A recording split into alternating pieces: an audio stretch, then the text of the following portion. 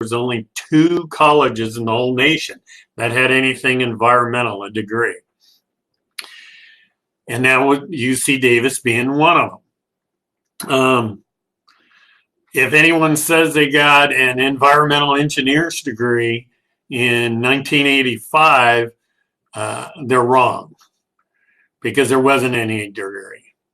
Now, the second thing is, I started out right out of college, but I had been a general contractor for several years.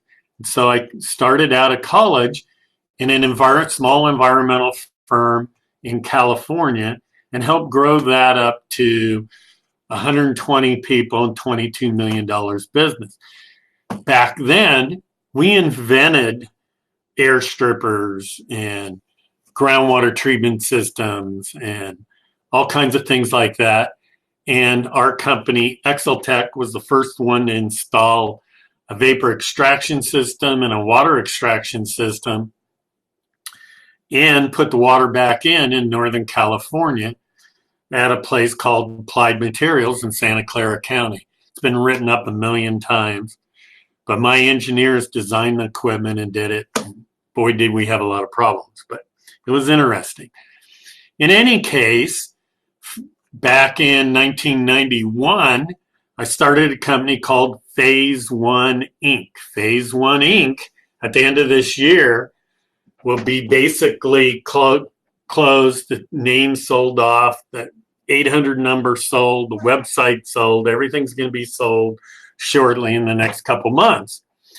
Because about 15, 17 years ago, we started doing our own databases because the people doing them then weren't doing them very well. And then people started getting in reports the ERS rec check or radius search report and requesting to buy those from them. And that's how ERS started growing. Everything was developed by environmental professionals at ERS. They're meant to be user-friendly, easy to use, and be reasonable and cost-effective.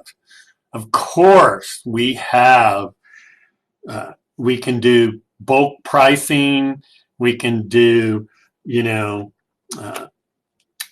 can pay so much a month automatically on a credit card, and you get so many reports a month and that kind of thing. We can do any kind of way you want someone to work with you to make it comfortable for you. We accept credit cards. We invoice. You can pay for your product right online as you order. It's easy order, easy receive. Our rec check reports come out in a matter of hours. So, since 1991, I've participated on the ASTM committee, and I currently am participating for the new standard that's coming out hopefully the end of this year if we vote on it. But there's a lot of push and pull. It's kind of like Congress. Not everybody agrees with everything. I've got lots of experience. I've worked on tens of thousands of phase ones. ERS does not do phase ones, period. We refer all phase ones that our clients, because we do a lot of work for financial institutions, we do what's called a lender check report and an RSRA, which I helped write several years ago. I wrote the section in the SBA requirements, SBA SOP 5010 5, I don't know what it is, MNO or something by now. It keeps changing.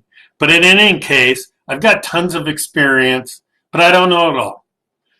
And so anytime you can teach me something, you can send me a chat that squares away what I'm saying, or if I'm saying something wrong, let me know. Or if I can add to my webinar, please send me an email, erickk@reccheck.com, RECCHECK.com.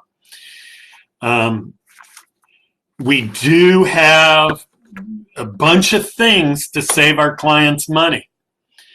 We have a free report writing template that works really well. It's quick, it's easy, a lot of things are shot automatically into it, has a ton of standard answers already built into it. It's easy to learn, easy to do, and it can be modified to fit whatever your report writing template is now. It can even be modified to fit EDR's parcel report if you really like that. You don't have to do that. There isn't a bank that I know of that doesn't accept our report and doesn't accept our database. If you're told otherwise, let us know. Let us know the bank name. We will make sure it's approved for you to use. You don't have to use EDR for anything. They have to, because they're federally mandated banks, financial institutions, they have to allow multiple different sources for reports and other things, and databases and that kind of thing. So, if no one's got any questions on my background, remember, I don't know it all. I know a little bit. I've been around a while. I'm hoping to retire real soon if you guys let me. And that's about it. So, if there isn't any questions, I'm going to go ahead and get started on vapor intrusion part 1. Now, in vapor intrusion part 1, all I'm trying to do is give you the background of what's required as far as vapor intrusion goes. A lot of it is generic. Remember that, generic. And why do I say that? I'm going to read you, the first thing I'm going to read you is a statement, and then I'm going to back it up with facts. So while completing a phase 1 environmental site assessment, addressing vapor intrusion of hazardous substances is required. But the standard doesn't say vapor intrusion per se. All standards, ASTM E1527-13, going to be -19 here shortly, and EPA AI, all appropriate inquiry, and the SOP 5010-5, it's not J anymore, I don't know what it is, require that you address the presence or likely presence. Presence or likely presence. What's likely presence? Potential for vapor intrusion migration. They don't talk about vapor intrusion, they only say migration of hazardous materials, a recognized environment condition, onto the subject property or within the subject buildings. So the most common hazardous materials related to vapor intrusion migration are volatile organic chemicals. Now, of course, VOCs aren't the only things. Semi-volatile organic chemicals can be there too, but it's not as common as volatile organic compounds. So we're going to go ahead and prove this statement to you. Keep it in mind, there is no specific vapor intrusion reference in the current ASTM standard. There's a big fight going on whether there should be or shouldn't be in the standards. And if you want to participate in any of that, join the ASTM standards and start participating, because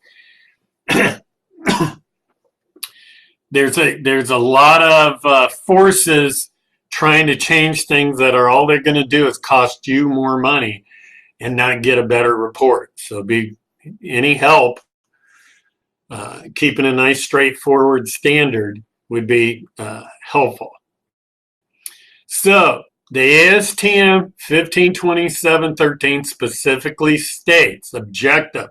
The purpose of a phase 1 environmental site assessment is to identify, to the extent feasibly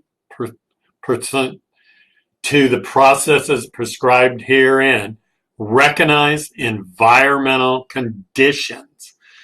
So really, what is a recognized environmental condition? Well, A recognized environmental condition is the presence or likely presence. Likely presence in my mind is potential. So the presence or potential of any hazardous substances or petroleum products in or at the property. 1, due to the release to the environment. 2, under conditions indicative of a release to the environment. Or 3, under conditions that pose a material threat of a future release to the environment. So basically, any potential hazardous substance that could have been released and may be migrating to our site, on our site, in our buildings, anything like that is a recognized environmental condition. You don't have to know that there's contamination on the site. You have to have good facts backing up that there's potentially a recognized environmental condition. Potential vapor intrusion. So an adjacent dry cleaner that's been in business for several years using PC, perchloroethylene, you can reasonably assume there's a potential, if they're right adjacent to you, from vapor intrusion from that site. Now, there's a lot of factors that take place into that. There's soil conditions, lithology, depth to groundwater, how much they use, what kind of flooring and storage of the materials they have adjacent to you, all kinds of things. But the only way you're really going to know for sure there's no vapor intrusion on your site is what? Taking a soil vapor sample right on that property line, right? That's the only way you're going to know for sure. Otherwise, it's all a guess. And what is potential? A guess.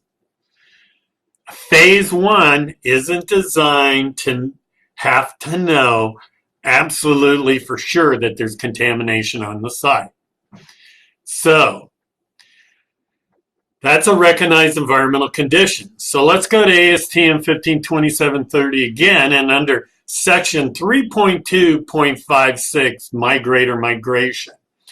For the purposes of this practice, migrate and migration refers to the movement of hazardous substance or petroleum products in any form. That's the key word right there, in any form, including, for example, solid and liquid at the surface or subsurface. Okay? And vapor in the subsurface. Very important. Vapor in the subsurface. Migration. So that's vapor intrusion, right? So it's migration of vapor in the subsurface is vapor intrusion or vapor migration. So, see note 4. This is specifically spelled out in the ASTM 152713 because during this time, Tony Bonacore was lobbying to get that his guide must be used in a separate vapor intrusion and modeling program, Tier 1 and Tier 2, needed to be run. All costing you guys more money and enriching EDR and not being a benefit to anybody in a phase 1, really. So here we go. Note 4. Vapor migration in the subsurface is described in Guide E 2600. However, nothing in this practice should be construed to require application of the Guide E26 standard to achieve compliance with all appropriate inquiries. Basically, it says you don't need to do a separate report. You don't need to do Tier 1, Tier 2 in a phase 1. That's the next step action. You should get paid separately for that if it's necessary, if you recommend it in your phase 1. But you sure don't need to do it in a phase 1. This one page right here, if you've got a financial institution saying you've got to have a separate report for vapor intrusion or use EDR's separate reports, or you're trying to take do work at a certain financial institution that uses partners, and partners has convinced them that they need to do a separate vapor intrusion report. Here's what you walk into the office with right there. It's not needed, guys. So you're wasting your money, wasting your time, wasting your client's time, and costing you profit. Okay. But you still have to address vapor intrusion and the potential for vapor intrusion from on-site and off-site sources. I'm not saying you don't need to address it in your phase one. I'm saying you don't need a separate report, and you don't need to do the tier 1 and tier 2 modeling program, which we've had sites where consultants have been sued because they've been in error, but that's another thing. So I pretty much summarized this up. Of course, vapor intrusion does need to be addressed. But I will point out in a little bit today, but really in the phase 2, we'll go over all the historical information. We'll go over a rec check report. We'll go over all those things, how you identify the potential for vapor intrusion as you're writing your phase 1, as you're reviewing all the materials. And it's really fairly easy, straightforward, especially for you environmental professionals, you rocket scientists who are writing these phase 1s. All this stuff that I'm going to teach tomorrow should be, common for you, common sense, easy for you to deal with. So, any questions so far? Nope.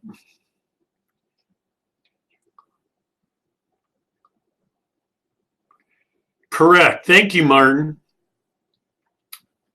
PERC, TCE is another one.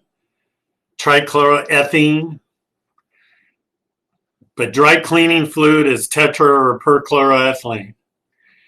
Nasty stuff. Hard to clean up. One of the last sites that phase 1 cleaned up was a site that hadn't had a dry cleaner on its site in 20 years. And everything was volatilized, and it was in sandy soil, and it was just sitting there. And the agency still made us clean it up. And it was well over $100,000 cleanup. So if their phase 1, which didn't have it in it, would have identified the potential recognized environmental concern for vapor intrusion, they probably wouldn't have bought the site. Unfortunately, when they went to go sue the company who didn't identify the dry cleaners in the history, they were bankrupt. I wonder why they were bankrupt. Well, the site had about 12 addresses.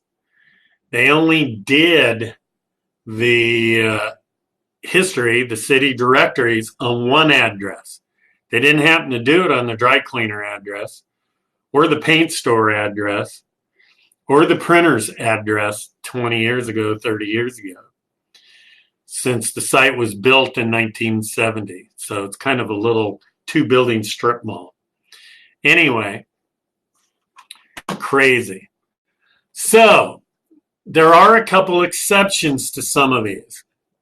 The SOP 5010-5J as of January 1st, 2018 required that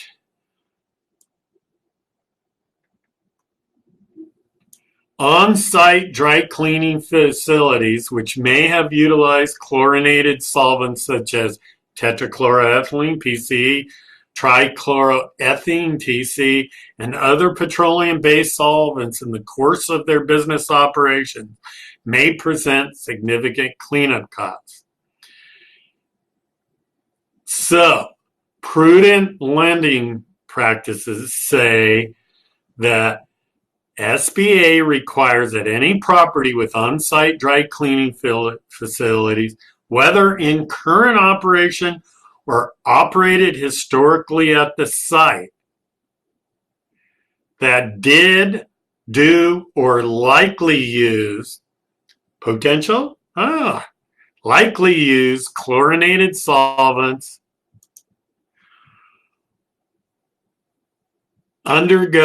they must, period, undergo a phase 2 environmental site assessment in addition to a phase 1, which would be required.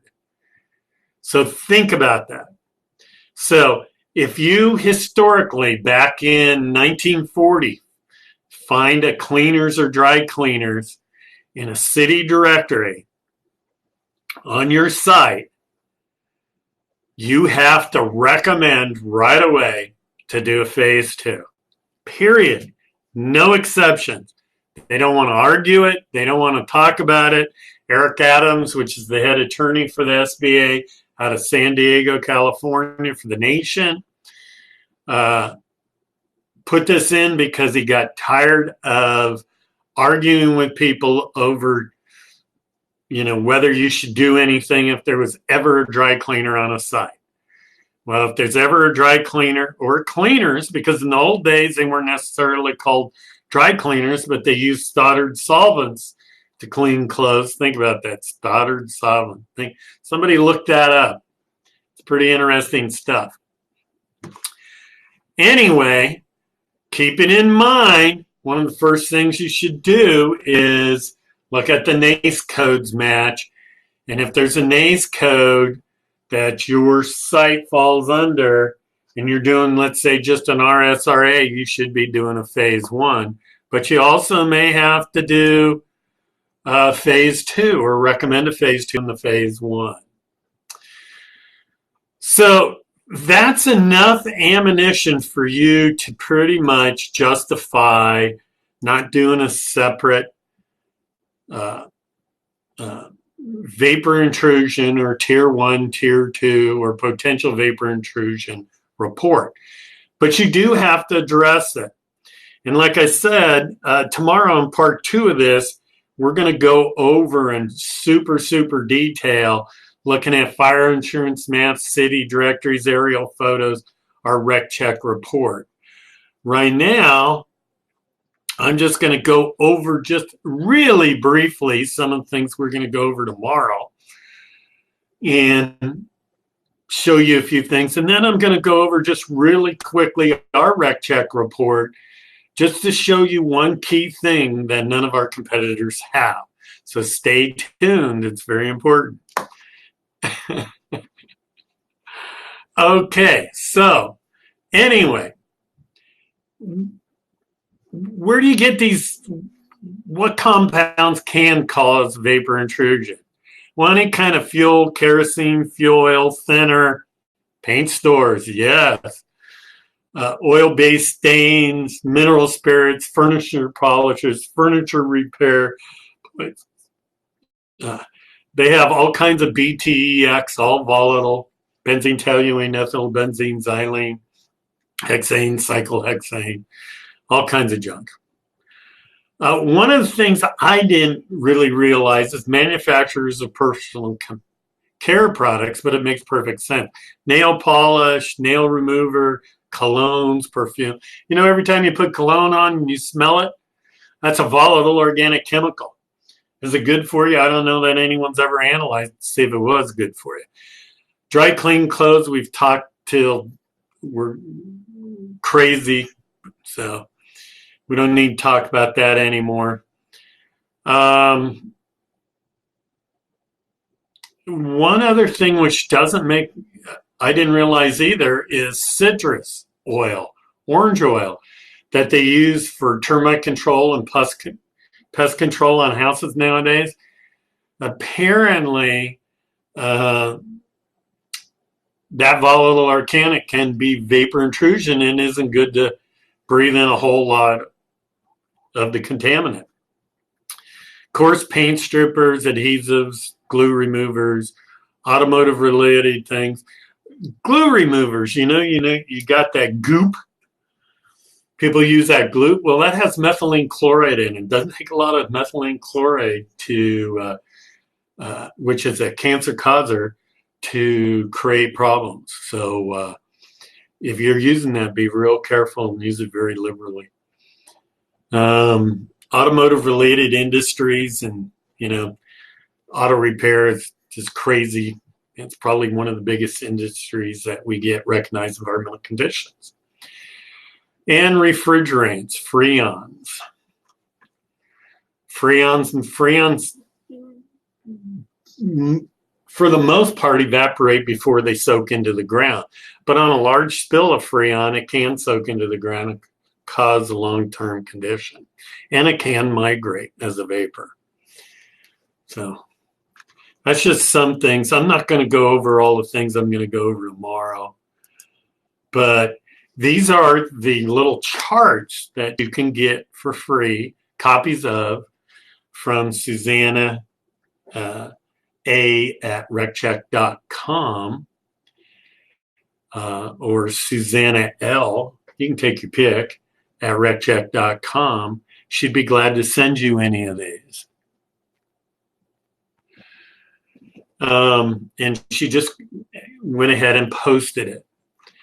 So these are just handy tools for your things. Now, groundwater conditions, surface confining layers.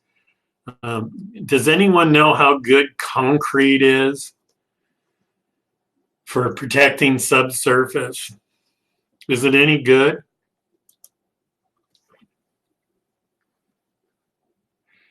Well, let me tell you, if you take a cup of PCE, spill it on a bare concrete floor, concrete's very porous. So what happens is, in a matter of minutes, that cup of liquid is absorbed through that bare concrete floor and goes through the surface. And depending upon your lithology underneath, underground conduits, whether you're sand or what are your clays or whatever's underneath, as an average, you're going to contaminate about, with a cup of PCE, about a square foot underground. That square foot with vapor, of course, depending upon your soil structure, lithology again, is going to contaminate on an average about a 10 by 10 by 10 cube of area with volatile VOCs, basically vapor intrusion. That vapor intrusion in California will cost you $100,000 to clean up, with all the permits, licenses, reports, everything. It's a lot of money. So you identifying potential is very, very important. Okay. So, this is kind of a repeat, but basically, I provided you with the regulations that dictate what you need to do for vapor intrusion.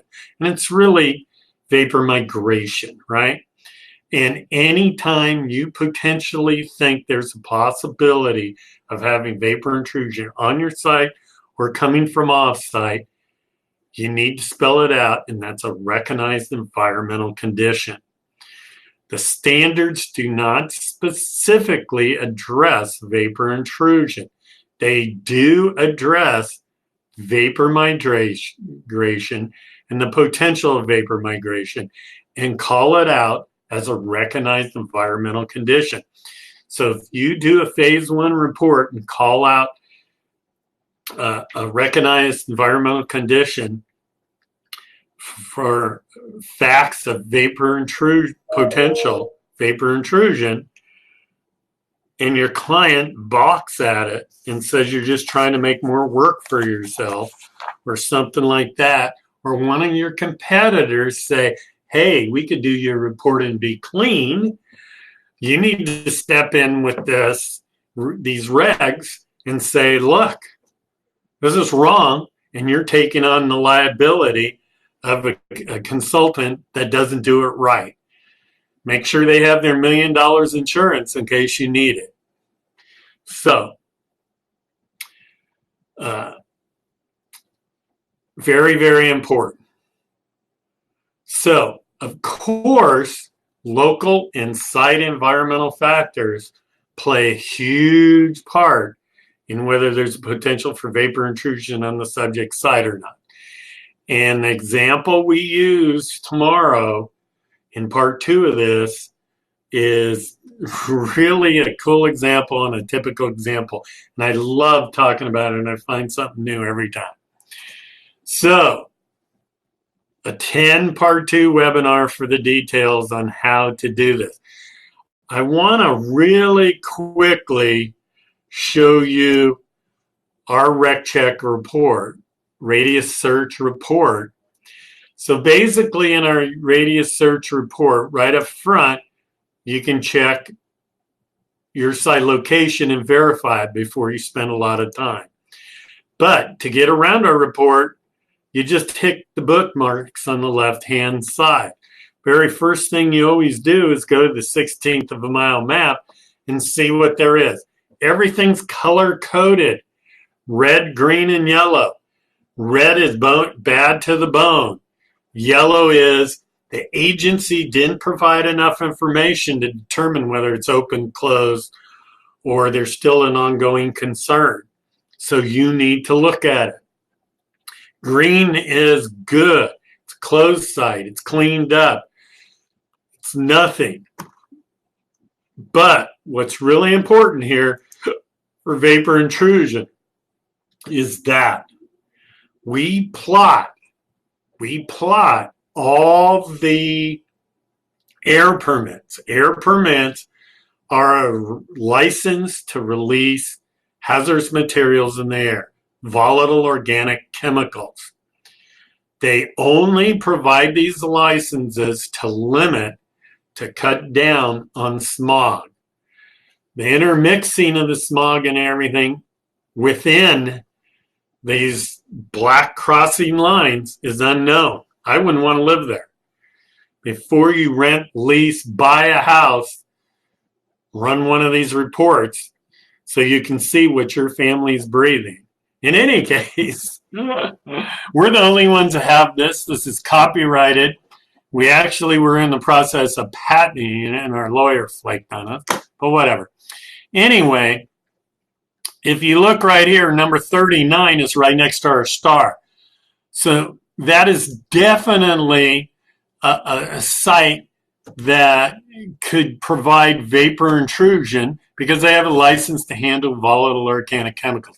And this is just one of the things in our RecCheck report to help you identify the potential for vapor intrusion. Like I said, we'll go over that tomorrow.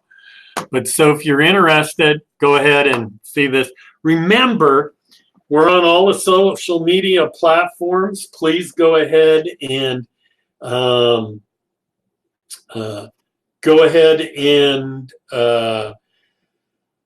contact us with any questions, anything you want, any requests. We'll teach these classes just to your company. If you want your company to hear these, we can also adjust them to any way you want.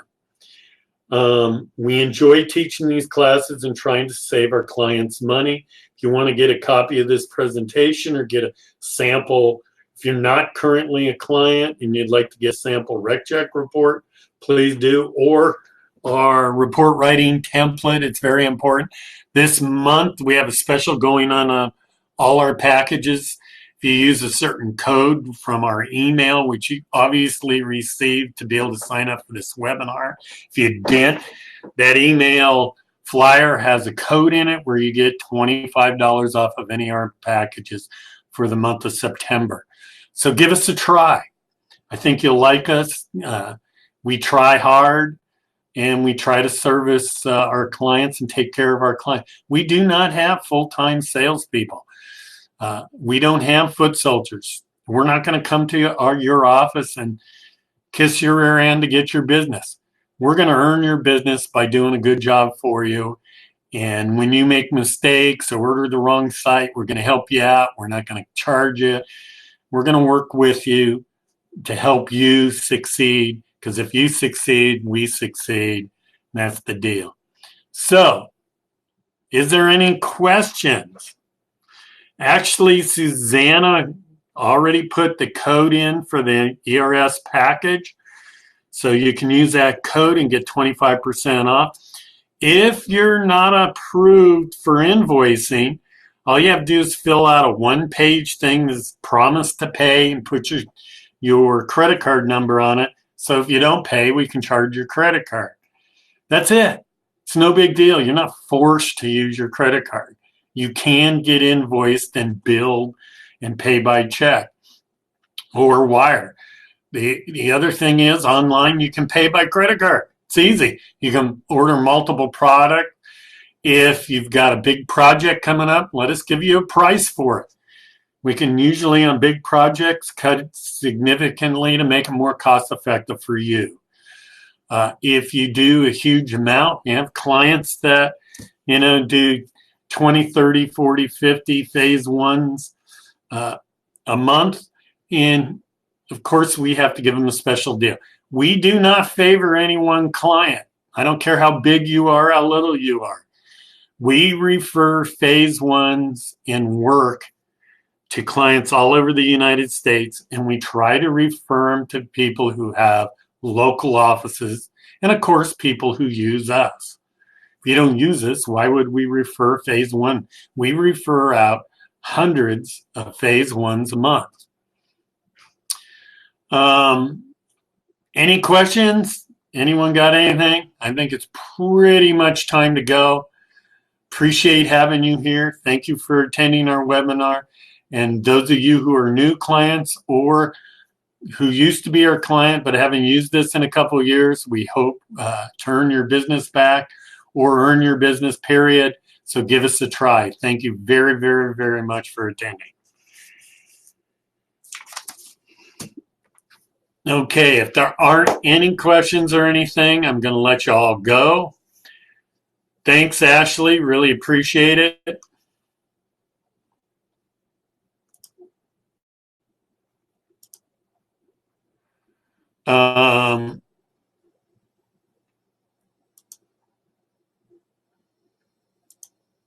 That's about it. I'm going to sign off. Hope to see you tomorrow.